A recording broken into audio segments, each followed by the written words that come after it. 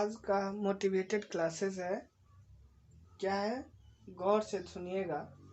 लोगों को अपने सपने मत बताओ, लोगों को अपने सपने मत बताओ, बस उन्हें पूरा करके दिखाओ, बस उन्हें पूरा करके दिखाओ।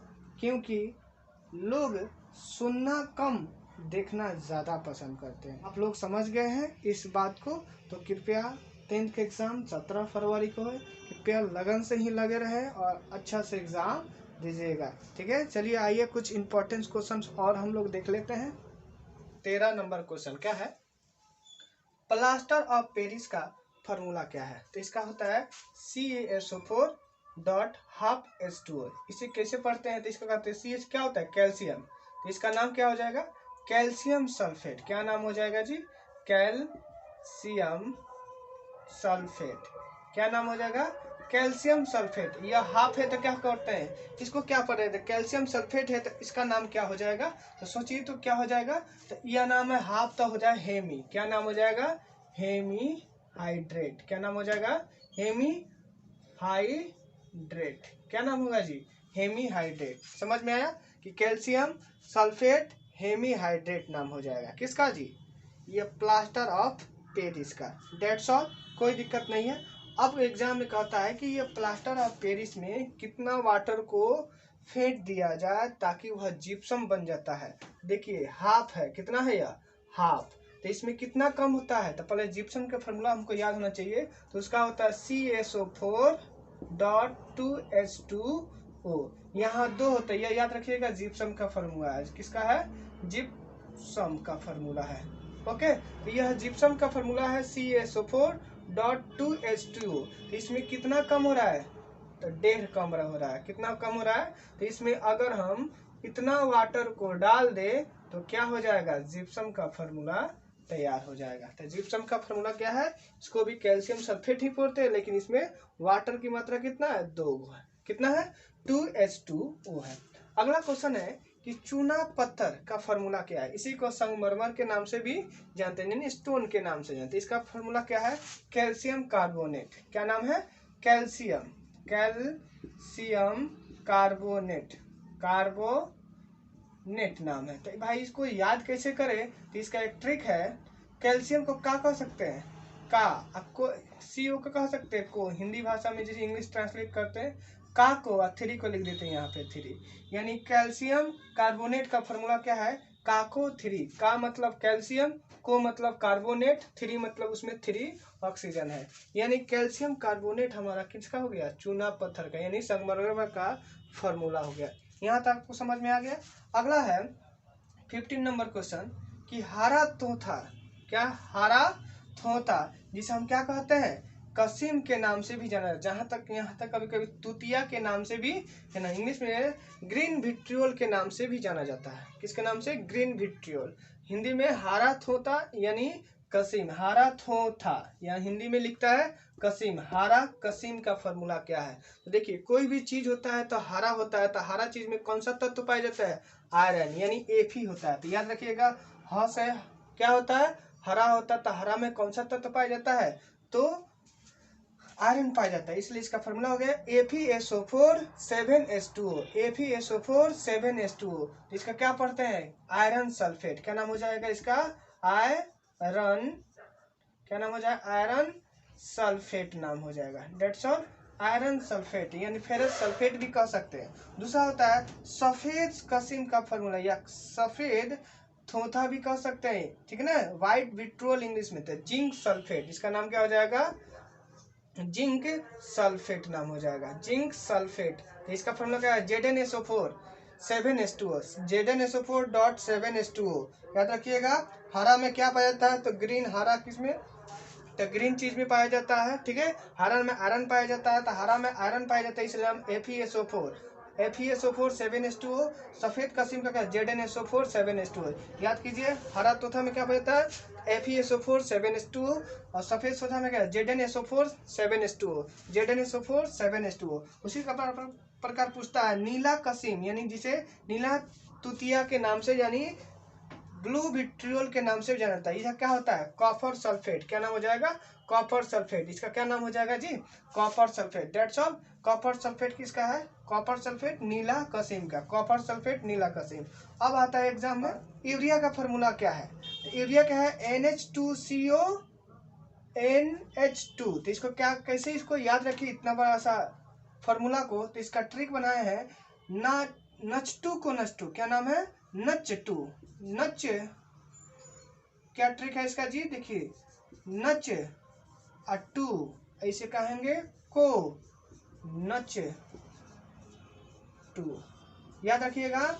NH2 को NH2। यूरिया का फॉर्मूला क्या है? NH2 को NH2 यानी NH2 को CO में कार्बन ऑक्सीजन को हो गया NH2 यानी NH2 को NH2 यूरिया का फॉर्मूला हो गया। NH2 को NH2 यूरिया का फॉर्मूला होगा। NH2 को NH2 यूरिया का फॉर्मूला। NH2 को NH2 यूरिया का फॉर्मूला। NH2 को NH2 यूरिया का फॉर्मूला। समझ में आया? कहो NH2 को NH2 यूरिया का फॉर्मूला। NH2 NH NH से नच हो गया 2, NH2 को NH2, NH2 को NH2। अगला क्वेश्चन कहता है मार्स गैस। मार्स गैस किसको बोलते हैं? तो मीथेन को बोलते हैं। किसका बोलते हैं जी? मीथेन को मार्स गैस बोला जाता है। तो मीथेन का फॉर्मूला क्या होता है? CH4 CH4 CH4 CH। इसका फॉर्मूला लिखाएंगे, कैसे इसे निकाला जाता है इसका ट्रिक देंगे, बहुत ही मजेदार ट्रिक है। अगला क्वेश्चन है चीनी का फॉर्मूला क्या होगा? क्या होता है? चीनी का फॉर्मूला क्या होता है? C12H22 और O12। चीनी का फॉर्मूला समझ में आ रहा है? देख, लड़का लड़की से कह रहा है कि कहो 12 को आएंगे, मतलब तुम आओगी, ठीक है ना? क्या आओगी? 22 बार हक करोगी, मतलब 22 बार हक करेंगे। यानी कौन? लड़का कह रहा है लड़की से कि आपको करना है और हमको 12 बार ऑक्सीजन देंगे। कितना बार? 12 बार ऑक्सीजन देगी। समझ में आ रहा है? ऑक्सीजन देने का मतलब कहाँ से से थोड़ा ध्यान रखना कहाँ की बात है। क्या है ट्रिक? कहो 12 को आएंगे, 22 बार हक करेंगे और 12 बार ऑक्सीजन देंगे। ऑक्सीजन समझ ही रहे हैं कहाँ दिया जाता है। तो ये हम लोग का चीनी हो गया। तो कहो, कह से हो गया कार्बन, 12 बार मतलब 12 हो गया कार्बन, ठीक है। हक मतलब हाइड्रोजन। कितना बार हक करना है? तो 22 बार। कितना बार ऑक्सीजन देना है जी? 12 बार ऑक्सीजन देना है। समझ में आ गया? चीनी का फॉर्मूला C12H22 और O12 हो गया। फिर है अल्कोहल का फॉर्मूला क्या है? किस नंबर क्वेश्चन है? अल्कोहल का होता है C2H5OH। इसका नाम क्या होता है? तो इसका नाम होता है, मीथ के बाद क्या हो? ईथ होता है, यानी क्लास में बताए होंगे आप लोगों को, इथाइल अल्कोहल। अल्कोहल क्या नाम हो जाएगा? इथाइल अल्कोहल, जिसे हम अल्कोहल के नाम से जानते हैं। फॉर्मूला क्या है? C2H5OH। ऑलरेडी आप लोगों को पीछे बताएं अल्कोहल का फंक्शनल ग्रुप क्या होता है? Bond OH। क्या होता है? Bond OH। जहां लगा हो वहां पे अल्कोहल पाया जाता है। तो जो हम लोग शराब पीते हैं तो इसका फॉर्मूला क्या होता है? तो C2H5OH, जो आजकल बिहार में बंद है, लेकिन हर जगह में लोगों को मिल जाएगा, ठीक है ना? हर जगह किसी को भी बोलो मिल जाएगा, बस पैसा खर्चा करना है। अगला देखिए क्वेश्चन है अगला 22 नंबर की बेकिंग सोडा का फॉर्मूला क्या है? तो इसका फॉर्मूला है NaHCO3। तो इसको कैसे पढ़ेंगे एग्जाम में? इसका केमिकल नेम कैसे लिखा जाता है? रासायनिक नाम क्या होता है? तो Na को सोडियम कहते हैं, H को बाई कहते हैं, CO3 को कार्बोनेट कहते हैं। इसका फॉर्मूला क्या हो जाएगा? कैसे नाम पढ़ेंगे? तो sodium by carbonate. Sodium by carbonate, याद रखिए सोडियम बाई कार्बोनेट। क्या नाम पढ़ेंगे? Sodium by carbonate. चलिए बेकिंग सोडा का फॉर्मूला क्या है? Sodium by carbonate. ध्यान रखिएगा, जहां कहेगा बाई वहां हाइड्रोजन आई। ध्यान रखिएगा, जहां कहेगा बाई वहां हाइड्रोजन आई, जहां बाई वहां hydrogen I. Sodium by carbonate का फॉर्मूला यहाँ देखिए, जहां बाई हाइड्रोजन आई यानी H आया, ब से ब होता, देखिए बी से ब होता है तब बेकिंग सोडा। एग्जाम में कंफ्यूजन कैसे होता है? यहाँ से कंफ्यूजन है कि सोडा यस का फॉर्मूला क्या होता है? इसका होता है सोडियम कार्बोनेट। क्या होता है? सोडियम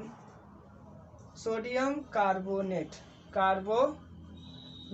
अब एग्जाम में आता है भाई यहाँ सोडियम कार्बोनेट, यहाँ सोडियम बाई कार्बोनेट। तो याद कैसे करें? तो याद रखिएगा दोनों में क्या अंतर है? सिर्फ एक बाई का। दोनों में कॉमन बाकी सब कॉमन है, एक ही अंतर है बाई। तो याद रखिए जहाँ बाई वहाँ हाइड्रोजन आई। तो यहाँ देखिए यहाँ Na2 है तो यहाँ से एक हट जाता है N और इसके बदले आ जाता है एक H। तो यहाँ H आ गया तो सोडियम बाई कार्बोनेट, तो NaHCO3 और सोडियम कार्बोनेट Na2CO3।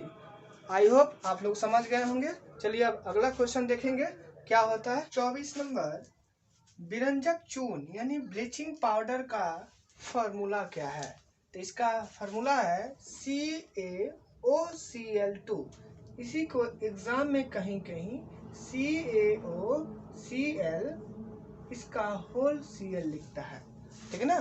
तो इसी चीज को ऐसे भी हम लिख सकते हैं। तो इसको याद करने के क्या ट्रिक है। तो याद रखिएगा Ca से कह सकते हैं का, O से कहते हैं का ओ, यहाँ Cl से कह सकते हैं क्या कल, कल, तो काओ कल कल।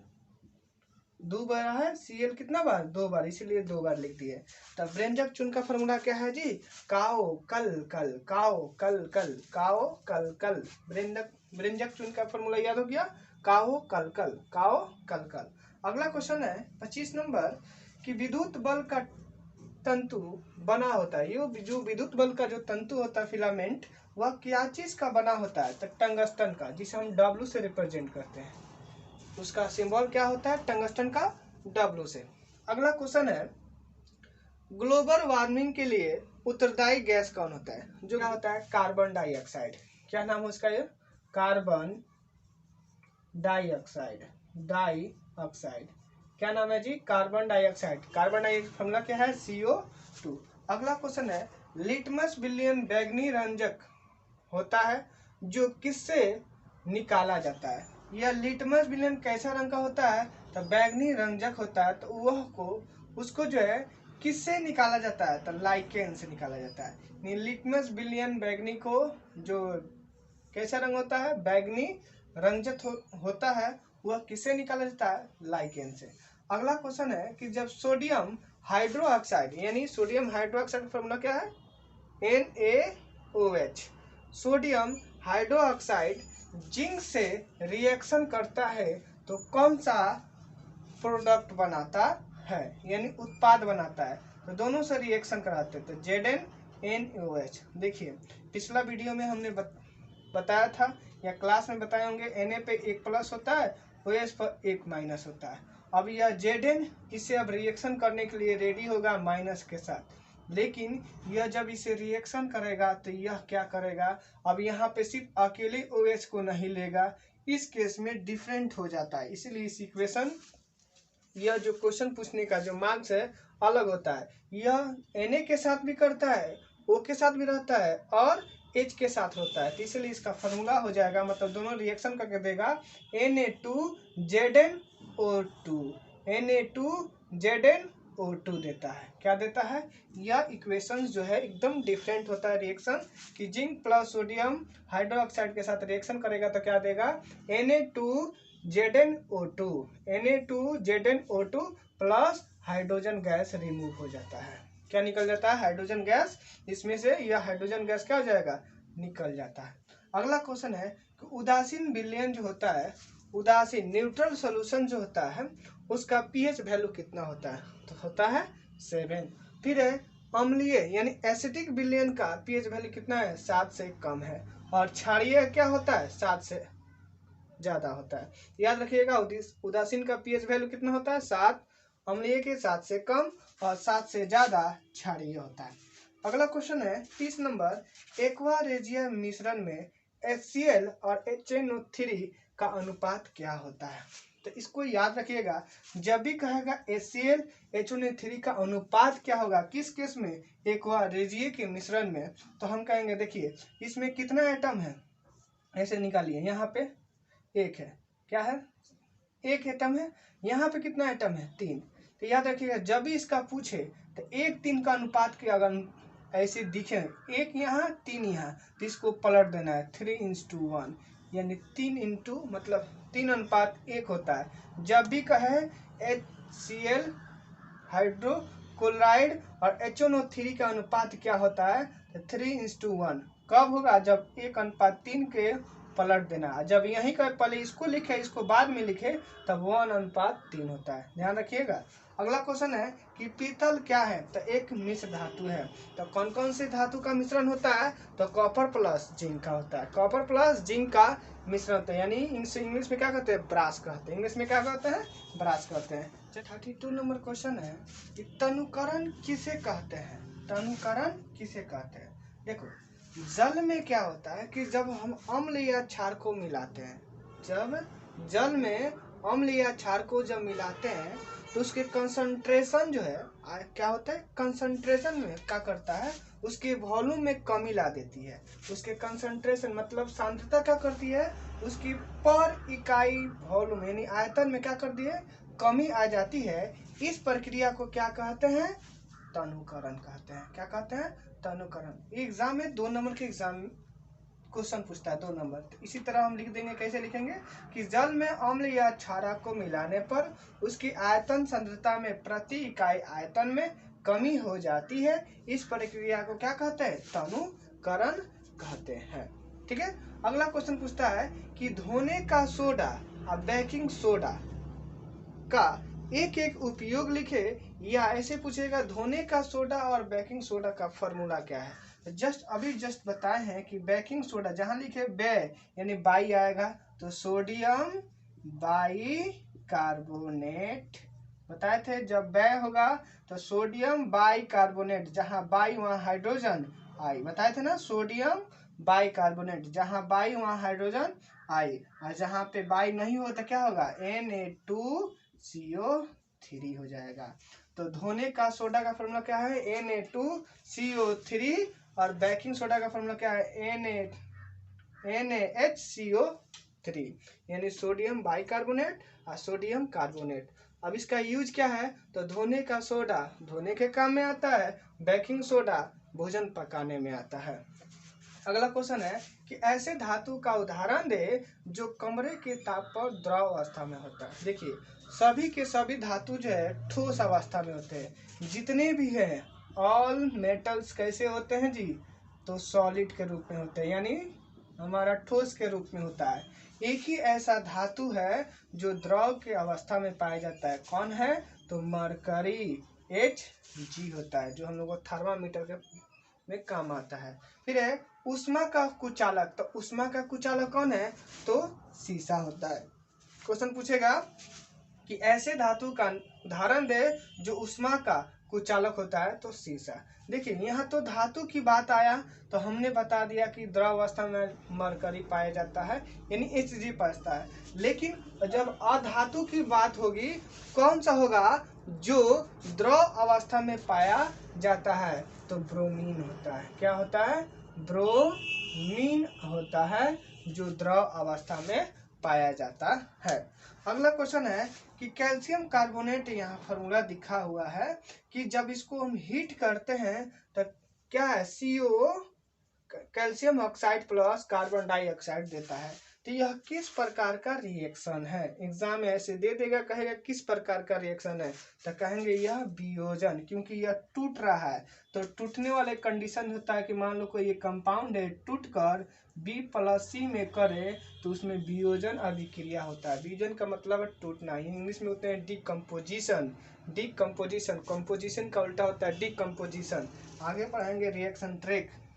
अगला क्वेश्चन है कि साग सब्जी जो होता है विघटित होकर कंपोस्ट, यानी साग सब्जी जब हम लोग उसे खाते हैं खाना पीना, तो छोटे छोटे पार्ट में जब डिवाइड करता है तो किस प्रोसेस से डिवाइड करता है? कौन से रिएक्शन होता है? उसे कहते हैं हम ऊष्माक्षेपी। ऊष्माक्षेपी इंग्लिश में कहते हैं एक्सोथर्मिक रिएक्शन। कौन सा? Exothermic reaction. साग सब्जियों को विघटित होकर कंपोस्ट बनना किस प्रकार का उदाहरण है? तो ऊष्माक्षेपी यानी एक्सोथर्मिक रिएक्शन होता है। अगला क्वेश्चन पूछता है कि आघातवर्ता क्या है, या किसे कहते हैं? तो देखो, वैसे धातु जिसे पीटने पर एकदम पतला से पतला कर दिया जाए उसे हम आघातवर्ता कहते हैं। इंग्लिश में क्या कहते हैं? मेलेबिलिटी कहते हैं। जैसे कौन कौन ऐसा होता है? जैसे सोना चांदी होता है ना, सोना का भी कोई भी आभूषण बनता है बहुत ही पतला से पतला में बन जाता है, इसलिए उसमें होता है आघातवर्ता। फिर ध्वनिक क्या होता है? सोनरस क्या होता है? तो जिसे पीटने पे जोर जोर से आवाज आए उसे क्या कहते हैं? सोनरस कहते हैं। जैसे हम लोग जान स्कूल में होता है बेल, घंटी बजाने वाला, बहुत सारा आवाज होता है ना, उसमें बहुत आवाज निकलती है, तो इसलिए उसे हम सोनरस कहते हैं। वो जो धातु का बना होता है, ठीक है। अगला क्वेश्चन है 36 नंबर कि ऐसे दो धातुओं के नाम लिखे जो प्रकृति में मुक्त अवस्था में पाए जाते हैं, यानी फ्री स्टेट में पाए जाने वाले ऐसे कौन कौन से धातु है, उनका नाम लिखना है। तो बहुत सारा ऐसा होता है, तो हमको सिर्फ दो है, तो कौन कौन है? तो सोना, जिसका सिंबल क्या होता है? AU, सोना, कुछ और नहीं समझना, सोने वाला, सोना ना समझ लेना, सोना ये जो धातु होता है। एक है प्लेटिनम, जिसे हम PT से कह, इसका सिंबल क्या है? PT। सोना का क्या होता है? AU। क्या है? AU, इसका सिंबल क्या है? AU। अगला क्वेश्चन है 37 नंबर, चींटी के डंक में कौन सा अम्ल पाया जाता है? जस्ट पिछला वीडियो में हमने बता दिया है कि चींटी के डंक में कौन सा आता है? Formic acid. बताएं, जहां फॉर्म वहां हाइड्रोजन आता है, जहां फॉर्म वहां हाइड्रोजन, जहां एसिड वहां मिथाइल ग्रुप। तो फॉर्म में तो हाइड्रोजन आया, आपको आएगा, ट्रिक आ गया, बताए थे इसके लिए कौन सा? कार्बोक्सिलिक एसिड में, तो इसमें H जोड़ देंगे तो हमारा फॉर्मिक यानी HCOH होता है फॉर्मिक एसिड। फॉर्मिक एसिड कहाँ होता है? तो चींटी के डंक में पाया जाता है। तत्वों के गुणधर्म उनकी परमाणु संख्या क्या? अगला क्वेश्चन था 38 नंबर, क्या है सुनिए, 38 नंबर क्वेश्चन क्या है? तत्वों के गुणधर्म उनकी परमाणु संख्या का डैश होते हैं। तो क्या होते हैं? परमाणु संख्या क्या क्या होते हैं? तो आवर्त फलन होते हैं। क्या जी होते हैं? आवर्त फलन होते हैं। क्या होते हैं? आवर्त फलन, यानी परमाणु संख्या पर यह डिपेंड होता है।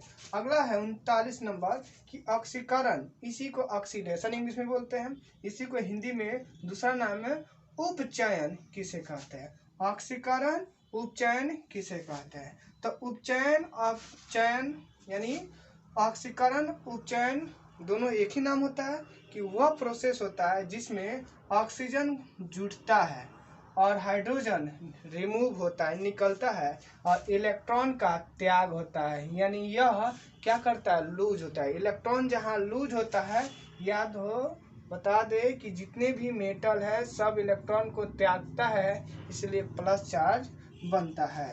तो ऑक्सीजन इसमें जुटता है, हाइड्रोजन निकलता है या इलेक्ट्रॉन त्यागता है, जो यह तीनों को फॉलो करता है उसी में क्या होता है? ऑक्सीकरण होता है। 40 नंबर क्वेश्चन है कि अकारक या उपचयन, अकारक या उपचयन किसे कहते हैं? तो इसमें क्या होता है? देखिए, इसमें है ऑक्सीजन जुटता है तो इसमें ऑक्सीजन निकलता है, रिमूव होता है यानी वियोग होता है, इसमें हाइड्रोजन वियोग होता है, निकलता है तो इसमें हाइड्रोजन जुटता है, इसमें त्याग होता है तो इसमें ग्रहण होता है। दोनों एक साथ याद रखिएगा तो याद होगा। अवकरण में क्या होता है? इलेक्ट्रॉन का ग्रहण होता है, और इसमें ऑक्सीकरण में क्या होता है? इलेक्ट्रॉन का त्याग होता है, ग्रहण होता है। तो जो ग्रहण करता है वो नेगेटिव चार्ज बनाता है, जो अधातु होता है। समझ में आया? अगला क्वेश्चन है यसद लेपन किसे कहते हैं? जब भी लोहे पे जिंक धातु की परत को चढ़ा दिया जाए ताकि क्या हो? जंग नहीं लगे, तो इस प्रक्रिया को, इस क्रिया को क्या कहते हैं? यसद लेपन कहते हैं। अगला है कि उत्प्रेरक, यानी इसे इंग्लिश में कैटालिस्ट कहते हैं, क्या है? इसे क्या समझते हैं? तो गांव देहात में देखे होंगे, जहां भी मार होता है तो किसी ना कोई एक ऐसे बंदा जरूर होता है, मार करा दे भाग जाएगा, मार करा देगा भाग जाएगा, वही ससुरा काम करता है उत्प्रेरक। क्या करता है? रिएक्शन कराने के लिए जाता है, या तो रिएक्शन तेजी से कर देगा, नहीं तो स्लो ही कर देगा। यानी कहना चाह रहा है कि रिएक्शन को जो स्पीड होता है यानी जो दर होता है, या तो बढ़ा देगा नहीं तो घटा देगा। क्या कर देगा? या तो बढ़ा देगा या तो घटा देगा, वही हमारा क्या कहलाता है? उत्प्रेरक कहलाता है। यानी उत्प्रेरक क्या है? तो उत्प्रेरक एक ऐसे पदार्थ है को कहते हैं जो किसी अभिक्रिया यानी रिएक्शन की दर को बढ़ा या घटा देता है। जैसे उसी तरह गांव में नहीं होता, झगड़ा कहीं हो तो कोई आदमी आया या तो झगड़ा को और बढ़ा देगा, नहीं तो शांत कर देगा। उसी तरह काम करता है कैटालिस्ट। ठीक है, इसकी खोज किसने किया? तो वर्जिलियस ने किया। कैटालिस्ट का खोज किसने किया? वर्जिलियस ने किया। समझ। अगला क्वेश्चन है 43 कि एक अणुसूत्र परंतु भिन्न संरचना सूत्र वाली यौगिक कहलाते हैं।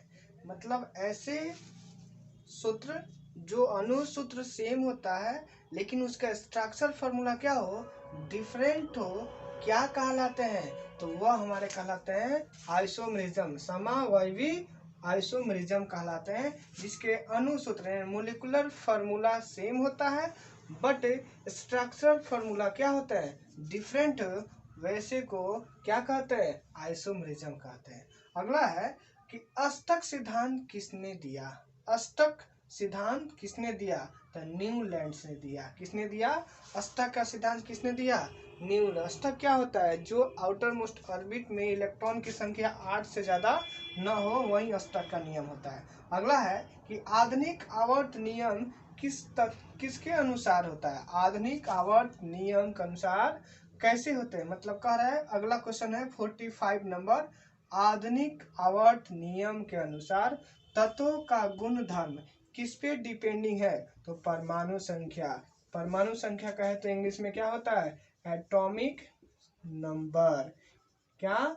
एटॉमिक नंबर से डिपेंड होता है। किस पे डिपेंडिंग होता है जी? एटॉमिक नंबर पर डिपेंडिंग। जब कहे आधुनिक आवर्त, यदि आधुनिक का नाम नहीं रहे तो एटॉमिक मास हो। ध्यान रखिएगा, जब आधुनिक आवर्तन का नाम नहीं रहे तो क्या हो जाएगा? एटॉमिक मास होगा, यानी परमाणु द्रव्यमान। जब आधुनिक शब्द जुटा हो तो परमाणु संख्या होगा, यानी एटॉमिक नंबर होगा। अगला है कि कोई भी अम्ल जो होता है वो किस रंग को किस में कन्वर्ट करता है? अम्ल का डिफिनीशन क्या है? अगला क्वेश्चन है अम्ल क्या है? अम्ल का डिफिनीशन क्या है? तो अम्ल क्या करता है? नीला लिटमस को लाल कर देता है।